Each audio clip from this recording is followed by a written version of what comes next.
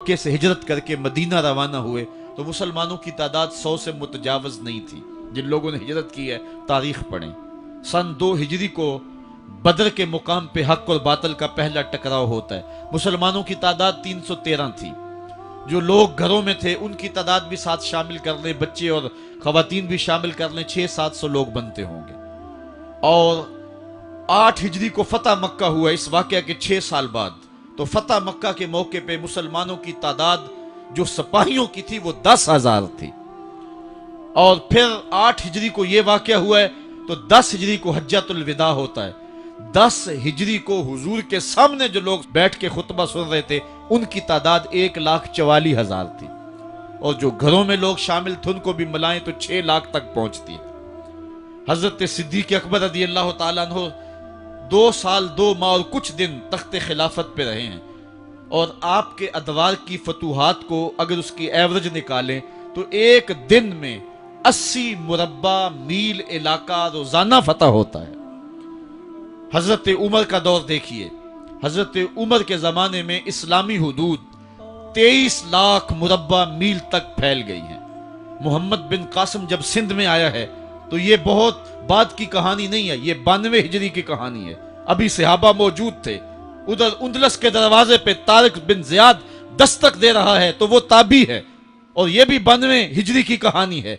इधर सिंध तक मुसलमान पहुंच गए, उधर वहां तक पहुंच गए। आप चाइना में जाके देखें, हजरत साद बिन अबी वकास सहाबी की कब्र वहां है, वो वहां तक पहुंचे। मावराउ नहर का इलाका भी फतह हो गया, उधर आर्मीनिया तक पहुंचे। ये थोड़े से अरसे के अंदर अजीमतों की कैसी दास्तां रकम की। इकबाल तड़प के कहते हैं, दिए जाने कभी यूरोप के कलीसाओं में, कभी अफ्रीका के तपते हुए सहराओं में, दश्तो दश्त दरिया भी न छोड़े हमने, बहरे जुल्मात में दौड़ा दिए घोड़े हमने। आज देखें जा करके जबले तारक को, जहां वो 500 कुद्दूसी वहां निकले थे। वक्त के हुक्मरान ने अपने जासूस को भेजा, देख क्या वो कौन लोग हैं, कहां से आए हैं और कितनी तादाद है। तो जा करके जासूस ने कहा पता नहीं जमीन से निकले हैं या आसमान से उतरे हैं, और उनकी तादाद 500 से आगे पीछे है। और फिर उन 500 लोगों ने यूरोप के दरवाजे में दाखिल होकर के हक और बातिल के इस मार्के के अंदर वो अजीमत की दास्ताने रकम की कि इकबाल खिराज पेश करते हुए कहता है, ये गाजी ये तेरे पुरअसरार बंदे जिन्हें तूने बख्शा है ज़ौक़े खुदाई, दो नीम इनकी ठोकर से सहराओ दरिया, सिमट कर पहाड़ इनकी हैबत से राई, दो आलम से करती है बेगाना दिल को, अजब चीज है लज्जते आशनाई, शहादत है मतलूब व मकसूद मोमिन, न माले गनीमत न किश्वर कुशाई। वो कहानी कितनी दिल आवेज है, ऐ सरजमीन उंदलस है याद तुझको, था तेरी डालियों पे कभी आशियां हमारा, चीनो अरब हमारा हिंदुस्तान हमारा, मुस्लिम है हम वतन है सारा जहां हमारा। पूरी दुनिया पर इस्लाम के फुरेरे लहरा रहे हैं और इस्लाम के झंडे लहरा रहे हैं। हजरत उमर रदी अल्लाह ताला अन्हो का जमाना है जब यरूशलेम फतह हुआ। हजरत अबू उबैदा बिन जराह रदी अल्लाह ताला अन्हो हजरत उमर को दावत देते हैं कि आप मदीने से चलें और यरूशलेम में पहुंचे। हजरत उमर मदीने से चलते हैं, कितना बड़ा काफिला लेकर के, कितना प्रोटोकॉल है।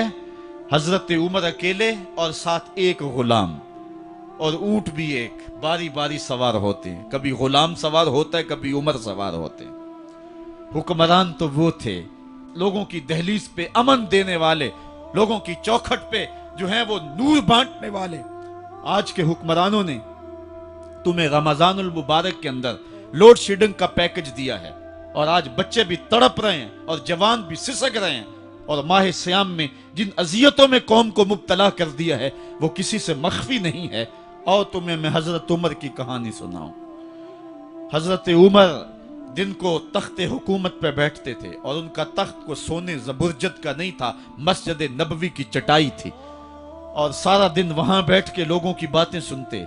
और जब रात के अंधेरे गहरे होते, उमर भेस बदल के मदीने की गलियों का गश्त करते। कहा तुम्हारे घर से धुआं निकल रहा है और बच्चे रो रहे हैं, उनको खाना क्यों नहीं देती? कहने लगी उमर की जान को रो रही। उमर के पांव तले से जमीन निकल गई। कहा क्या हुआ? कहा 3 दिन से हमारे यहाँ खाने के लिए कुछ नहीं है। روزانہ بچے روتے ہیں اور میں ہنڈیا کے اندر پتھر ڈال کر کے نیچے سے آگ ڈالتی رہتی ہوں کہ بچے انتظار کر کر کے سو جائیں گے، کم وقت سو بھی نہیں رہے، اور وہ پتھر پکیں گے بھی کیا، اور میں عمر کی جان کو رو رہی ہوں۔ حضرت عمر کا کلیجہ دہلنے لگا، فوراً پلٹے، واپس بیت المال میں آئے، گھی کا ایک کنستر لیا، آٹے کی بوری لی، مرچ مسالہ جات بہت کچھ اٹھایا، اپنے کندھے پہ رکھا، بوری اپنی کمر پہ لا دی۔ عمر بیت المال سے نکلے تو آپ کے خادم اسلم نے دیکھ لیا، آگے بڑھا، کہا میرے آقا میں اٹھاتا ہوں۔ عمر کی آنکھوں میں آنسو ہے، کہا اسلم قیامت کے دن میرا بوجھ اٹھا لو گے؟ کہا قیامت کے دن تو اپنا اپنا بوجھ اٹھانا پڑے گا۔ کہا عمر کو آج اپنا ہی اٹھانے دو۔ حضرت عمر وہ گھی کا کنستر اور وہ آٹے کی بوری سر پہ اٹھائے ہیں اور اس خاتون کے گھر جاتے ہیں اور دستک دیتے ہیں۔ وہ جب دیکھتی ہے اس کی جان میں جان آ جاتی ہے، کہا جلدی جلدی آٹا گوندو، اور عمر سبزی کاٹنے لگ جاتے ہیں۔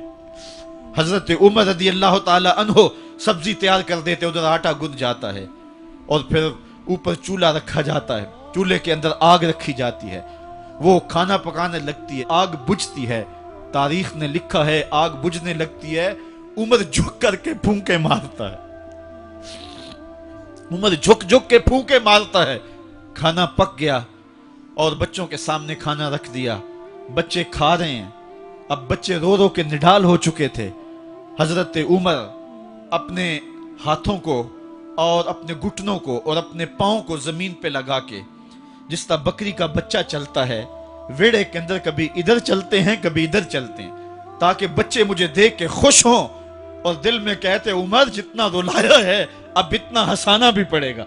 تو کبھی عمر امیر المومنین، یہ میں کسی آج کے جو ہے وہ لوگوں کے ووٹوں پہ منتخب ہونے والے حکمران کی کہانی نہیں سنا رہا، میں اس عمر کی کہانی سنا رہا ہوں جو 23 لاکھ مربع میل کا حکمران ہے، آدھی دنیا کا بادشاہ ہے۔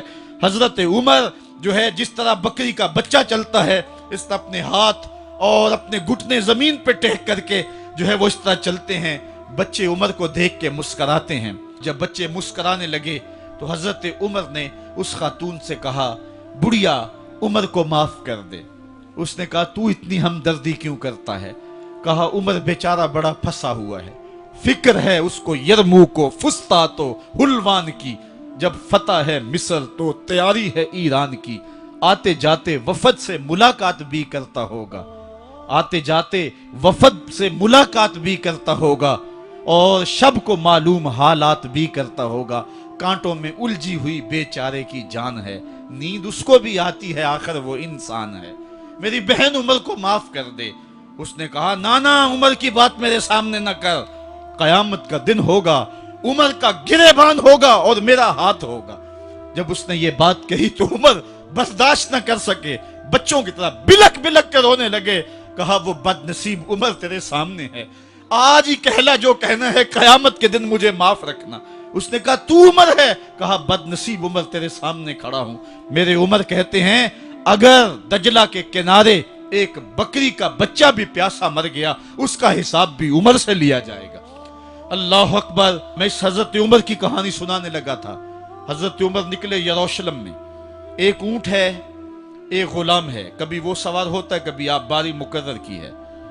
جب قریب پہنچے یروشلم کے تو عمر کی باری نکیل پکڑنے کی اور غلام کی باری اوپر سوار ہونے کی آ گئی۔ غلام نے کہا آقا میں مرضی سے اپنی باری چھوڑتا ہوں، آپ آ جائیں، دشمنوں کے مفتوحہ علاقے میں آ رہے ہیں، تازہ تازہ علاقہ فتح ہوا ہے، اسلام کی شان و شوکت ظاہر ہو۔ عمر نے کہا اسلام کی شان و شوکت ایسے ظاہر نہیں ہوتی ہے، اپنی باری پہ تم بیٹھو گے، اپنی باری پہ میں بیٹھوں گا۔ لوگ منتظر کھڑے ہیں، دور سے جب دیکھا کہا اس کی ہیبت سے کانپتے تھے ہم، یہ تو کوئی حبشی لگتا ہے، رنگ کالا ہے، ہونٹ موٹے ہیں، اس سے تو زیادہ حسین اس کا غلام ہے جو آگے آگے چل رہا ہے۔ حضرت ابو عبیدہ نے کہا دھوکہ کھا رہے ہو، ہمارا آقا وہ نہیں ہے جو اونٹنی کے اوپر سوار ہے، ہمارا آقا وہ ہے جو لگام تھامے آگے آگے چل رہا ہے۔ حضرت عمر رضی اللہ تعالیٰ عنہ کو آگے بڑھ کے جابیہ کے مقام پہ حضرت ابو عبیدہ بن جراح نے استقبال کیا، تو حضرت عمر آگے بڑھے اور انہوں نے آگے بڑھ کر کے حضرت ابو عبیدہ کے دونوں کندھوں پہ ہاتھ رکھا، اور سنو حضرت عمر نے کیا کہا، کہا لا الہ الا اللہ انا کنا اذل قوم فاعزنا اللہ بالاسلام. کہا کہ لا الہ الا اللہ، اے ابو عبیدہ بن جراح، ہم ایک ذلیل قوم تھے اور اللہ نے ہمیں اسلام کی وجہ سے عزت عطا کی ہے. اور میں تمہیں ایک تاریخ ساز بات کہنے لگا ہوں، اور وہ یہ ہے کہ جب تک ہم اس عزت والے اسلام کے دامن کو تھامے رہیں گے ہماری عزت قائم رہے گی، اور جب اسلام کے علاوہ کسی اور جگہ سے عزت ڈھونڈیں گے تو رسوا کر کے رکھ دیے جائیں گے. یہ ہے وہ خلاصہ جو حضرت عمر نے امتوں کے عروج و زوال کا بیان کیا ہے. اس امت کو جو خیرات ملی ہے تخت و تاج کی، وہ پینٹاگون سے نہیں ملی، وہ واشنگٹن سے نہیں ملی، وہ وائٹ ہاؤس سے نہیں ملی، وہ محمد عربی کے جوڑوں کا صدقہ ملی ہے. اس لیے جب ہم نے اسلام سے انحراف کیا، پاکستان حاصل کیا گیا تھا. پاکستان کا مطلب کیا؟ لا الہ الا اللہ. ہم نے اس نعرے کو چھوڑ دیا ہوا ہے، ہم نے انحراف کر دیا ہے. آج ہماری نظریں مغرب کی طرف لگی ہیں کہ تخت و تاج اس سے نصیب ہوتے ہیں، اور دنیا کے اوپر ہم رسوا ہو کے رہ گئے. ہماری پستی، ہماری زبوحالی، ہماری ذلت کا سبب یہ ہے کہ جس جگہ سے ہمیں عزت ملی تھی ہم نے وہ مرکز ہی چھوڑ دیا ہے. اس مرکز حیات کو، اس مرکز زندگی کو، اس مرکز عزت کو ہم نے چھوڑ دیا ہے، اور دنیا کے اوپر ہم رسوا ہو رہے ہیں. انہی حضرت عمر کی کہانی ہے.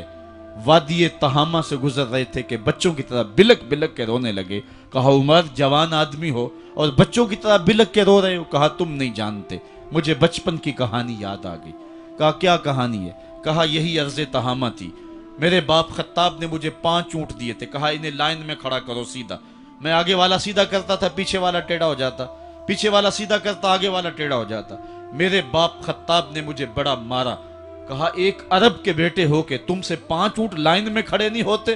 کہا ایک زمانہ عمر پہ وہ تھا کہ اس سے 5 اونٹ لائن میں کھڑے نہیں ہوتے تھے، اور آج شرق سے لے کر غرب تک 23 لاکھ مربع میل کی حکمرانی اور انسان بھی لائن میں کھڑے ہیں. یہ محمد عربی کے جوڑوں کا صدقہ نہیں ہے تو اور کیا ہے؟ عمر سے تو 5 اونٹ لائن میں کھڑے نہیں ہوتے تھے. تو یہ عزتیں، یہ تخت و تاج، یہ حکومتیں ہمیں حضور کی دہلیز سے ملی ہیں. جب ہم نے اس دہلیز کو چھوڑ دیا تو دنیا کے اوپر رسوا ہو گئے اور ذلیل کر کے رکھ دیے گئے. آفاق کے ہر ہر گوشے میں قرآن سنا کر دم لینا، اب رکنا نہیں، اب تھمنا نہیں. فردوس میں جا